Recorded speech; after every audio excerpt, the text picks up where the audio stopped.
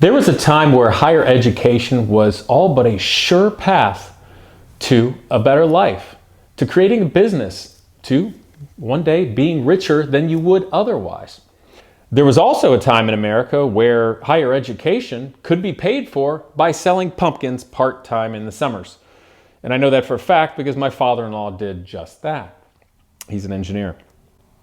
In any case, that's not the way it is right now. It's not the way it is at all. Skyrocketing costs, hypothetically predatory lending for students. What's that? We have to get into that. And universities offering now diluted down majors and directions and a vast number of degrees that have no job prospects, or at least no real job prospects. So you have to ask the question, what the hell are we doing to America? What the hell are we doing to our future? And who's gaining here? Well, the answer is simple. It's not America, it's not the future, it's not industry, and it's not students and their families. Time for personal story time.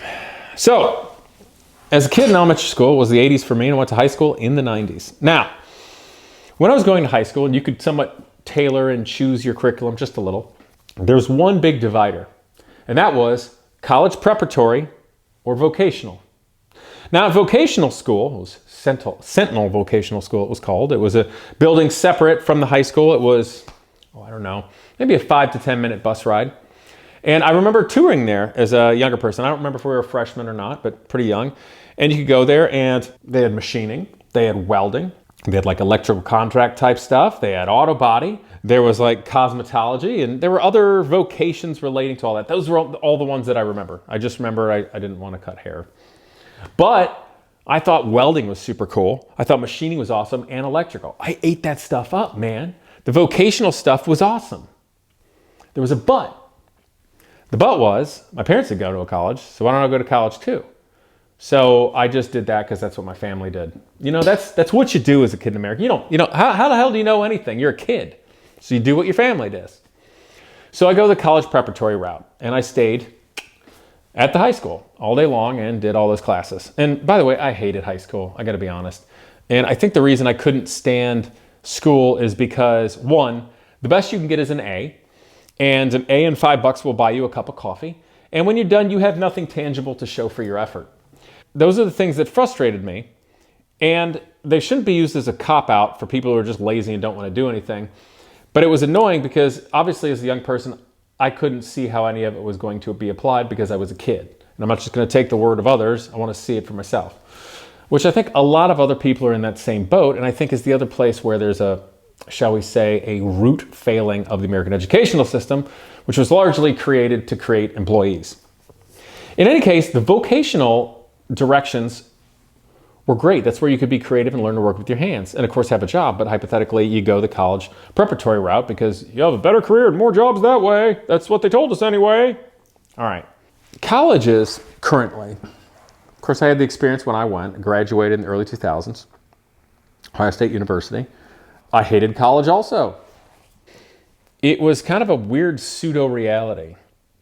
But what was so terrifying to me, frankly then, and more so now, is how young people are being given six-figure loans as a 17 or 18-year-old kid.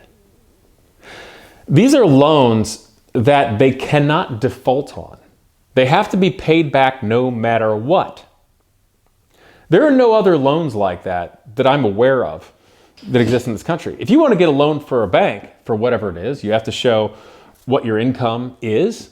You have to prove that. You have to show your asset worth. And the bank makes a determining factor on whether whatever it is that you want a loan for is a good investment or you are a good investment, i.e. you're going to be able to pay it back so the bank can make their interest and make their money, because that's how that works. However, with student loans in college, that isn't how that works. So you can be a 17-year-old kid, and maybe your parents never went to college, and they're so proud of you because you might do it. You're going to be the first one, regardless of who you are, where you came from. And you're going to go to college, and you end up $100,000 a year in debt for a fine arts degree. Ooh. Or maybe one of the other many programs that offer little to no jobs on planet Earth for you. And it could be a job, well, let's say hypothetically, it does relate to your field of study. You don't make remotely enough money to ever reasonably be able to pay that back. How many decades will it take for you to have paid that back? Well, let me pose another question to you. How much does it cost to go to the library? Zero. Last time I checked, we have vast sources of knowledge that are free. So why is it that we are pushing our young people to go 6 figures in debt for the experience of gaining knowledge when they potentially could have gained all of that knowledge from the library? Now, obviously, there's a lot of degrees and work through colleges that you can't do just with that. That's not reasonable. Obviously, anything in the, if you're going to be a medical practicing doctor, especially afterward, I'm not just talking undergraduate degrees, of course, is the first and most obvious choice. There's a lot of that's important with the collegiate experience. But maybe that's a divider that we need to talk about with regard to this. What are all of the college, shall we say, majors and directions that are ones that you actually have to be in that college for? And I don't mean BS reasons like fine art. And I went in fine art, so we're going to talk about that. The real ones. You're going to be an engineer. You're going to be a doctor of some sort. What are you going to be? I have a feeling those are the ones that 50 plus years ago were the more normal courses of study. We've just added a lot of things onto it. But what are the ones where you could find a different path versus going $100,000 in debt at a college or university? I think there's quite a lot of them. I have to ask, if banks or lending institutions are loaning that kind of money to a 17, 18-year-old kid with no assets and no income that are going into a major direction that will provide no job and no income possibility, or almost none, or one that pays very little, that they can't reasonably pay back, why is that allowed? Isn't that just destroying our nation's future? Isn't that just destroying these young people's future? Because let's think about the young person. Let's say they go in a major where there's no jobs and now they're stuck paying it back forever. Well, the parents were happy because they got to be the first ones to go to college. But the kids in debt up to their eyeballs are never going to do anything new. And they're going to have a hard time. Maybe they're going to live at home for the next 15 years or something. Maybe they're not going to be able to start a family. Maybe their parents are never going to get grandchildren now. Maybe they're just going to be angry and want to attack the whole world because they got screwed. Is that something we're seeing now? Are we seeing a bunch of in-debt kids that have no practical experience and are $100,000 in debt before they even get to start as an adult, then suddenly be angry because they were screwed by these systems in place for lending so universities can profiteer? I think so. And then you have to ask yourself, what political side pushes the university and college settings? What political side pushes the lending? And then what political side wants to capture upon these poor, lost, angry souls that are young? If it's the same one, I think we found ourselves the root of the problem. And that's rather scary. So the thing I would point out right now is, to any family, regardless of what you feel, believe, political, it doesn't matter who or what you are, just that you're watching and thinking. Why on earth would you put your young person into a collegiate major or to get a degree with no jobs and to put them wildly in debt? You know you're ruining their future, right? And specifically your families as well. I have a friend who is a medical doctor. We're middle-aged men.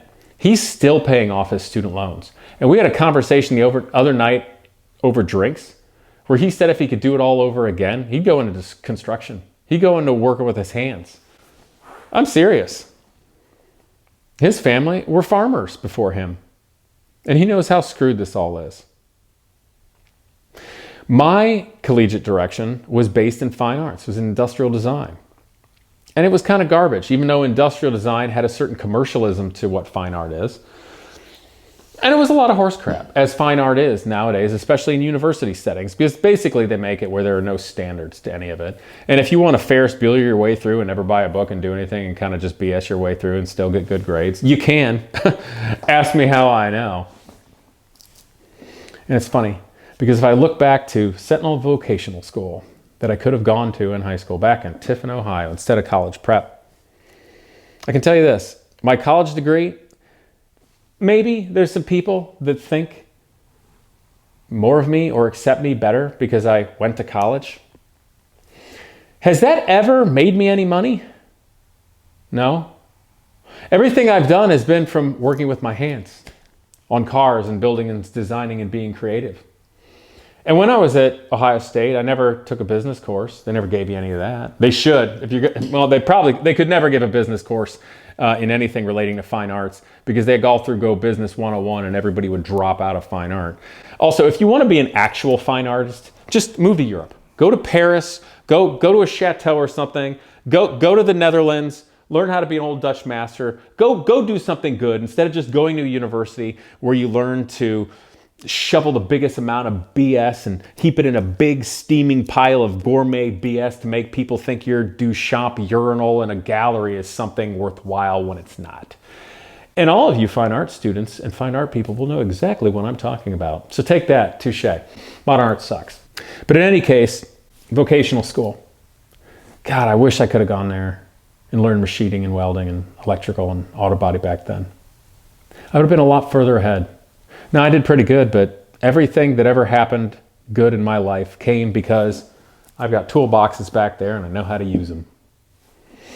So we all need to think long and hard about what universities are actually doing and how they're destroying our future in America, how they're destroying the lives of young people. Because the truth of the matter is, everyone at a university or college knows this. Every single professor, every single faculty, every single president. And I'm holding you all personally responsible for this shit because you're the ones there. And every one of these kids going through, you may try the best you can to give them the best future in their life, but they're paying for you to be there. They're paying for your life. I don't want to hear it because as far as I'm concerned, you're all a bunch of flaming hypocrites. And it's time for the United States to take a long, hard look at this in the American educational system because it's broken. And I'm done with you hypocrites. In any case, see you guys next time.